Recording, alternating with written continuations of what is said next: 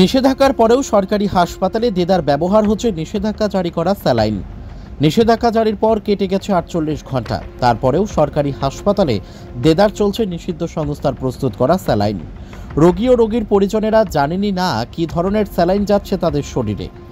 Medinipur medical কলেজের ঘটনার পর রাজ্য জুড়ে পশ্চিমবঙ্গ ফার্মাসিউটিক্যাল সংস্থার প্রস্তুত সমস্ত ধরনের স্যালাইনের ব্যবহারের ওপর নিষেধাজ্ঞা জারি করেছে রাজ্য স্বাস্থ্য দপ্তর। সেই নিষেধাজ্ঞার জেরে জেলা সদর ও মেডিকেল কলেজে ওই সংস্থার স্যালাইন ব্যবহার বন্ধ হয়ে গেছে, কিন্তু প্রত্যন্ত এলাকার হাসপাতাল এমনকি ব্লক প্রাথমিক স্বাস্থ্য কেন্দ্রেও এখনও অব্যাহত রয়েছে ওই স্যালাইনের ব্যবহার, যার অন্যতম উদাহরণ বাঁকুড়া ১ নম্বর ব্লকের আচুরি ব্লক প্রাথমিক স্বাস্থ্য কেন্দ্র। আজ ওই স্বাস্থ্যকেন্দ্রে গিয়ে দেখা যায় মেল ওয়ার্ড ও ফিমেল ওয়ার্ড উভয় ক্ষেত্রেই রোগীদের বেডের পাশে দেদার ঝুলছে নিষিদ্ধ সংস্থার স্যালাইন। সেই স্যালাইনই প্রবেশ করছে রোগীদের শরীরে। ওই হাসপাতালে ভর্তি থাকা রোগী ও রোগীর পরিজনেরা জানেনই না কী ধরনের স্যালাইন তাদের দেওয়া হচ্ছে শরীরে। বাঁকুড়া জেলা স্বাস্থ্য দপ্তরের দাবি, রাজ্য স্বাস্থ্য দপ্তরের তরফে স্পষ্টভাবে ওই সংস্থার উৎপাদিত সব ধরনের স্যালাইন বন্ধের ব্যাপারে কোনো নির্দেশিকা এসে পৌঁছায়নি। তারপরেও মেদিনীপুর মেডিকেল কলেজের ঘটনার পর মৌখিকভাবে ওই নির্দিষ্ট সংস্থার RL স্যালাইন ব্যবহারের নির্দেশ দেওয়া হয়েছে। বাঁকুড়া থেকে সুচিন্ত গোস্বামীর রিপোর্ট, এস নিউজ বাংলা। এখানে প্রথমত পশ্চিমবঙ্গ ফার্মাসিউটিক্যাল কোম্পানির কিনা সেটা দেখে নিতে হবে, ভেরিফাই করা দরকার আছে। এখন যেটা বিষয় যে স্বাস্থ্য ভবনের যে স্পেসিফিক নির্দেশিকা, গভর্নমেন্ট জিও যেটাকে বলা যায়, মেমো নাম্বার দিয়ে স্বাস্থ্য ভবন থেকে এই ওষুধগুলোকে, যেমন আরজিকর মেডিকেল কলেজ দিয়েছে, তার নিজস্ব জায়গাতে এই ওষুধগুলো ব্যবহার করা যাবে না। 10টা ওষুধের কথা বলা আছে, সেখানে RLও আছে, এনএসও আছে, ডিএনএসও আছে, অনেক রকম সলিউশন আছে, প্যারাসিটামলের মতো ইনফিউশন সেটাও আছে, ম্যানিটলের মতো ইনফিউশনও আছে।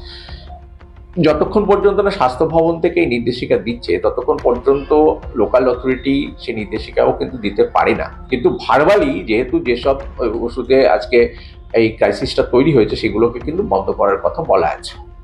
তারপরে এনএসের ব্যবহার চলবে, এনএসটা এখন দেখতে হবে ওটা কি ওই ব্যাচের বা ওই ক্যাটালগের আছে কিনা বা ওই কোম্পানির কিনা সেটা দেখতে হবে। যদি ওই কোম্পানি না হয় তাহলে তো ব্যবহার হতে পারে, অন্য কোম্পানি তো ব্যবহার নিষেধাজ্ঞা কিছু নেই। না এই কোম্পানিরই, হ্যাঁ, এই কোম্পানির হলে অবশ্যই আমরা সেটা বলবো যে এটা বন্ধ করে দেওয়ার কথাই আমরা বলেছি, বন্ধ হয়ে যাবে।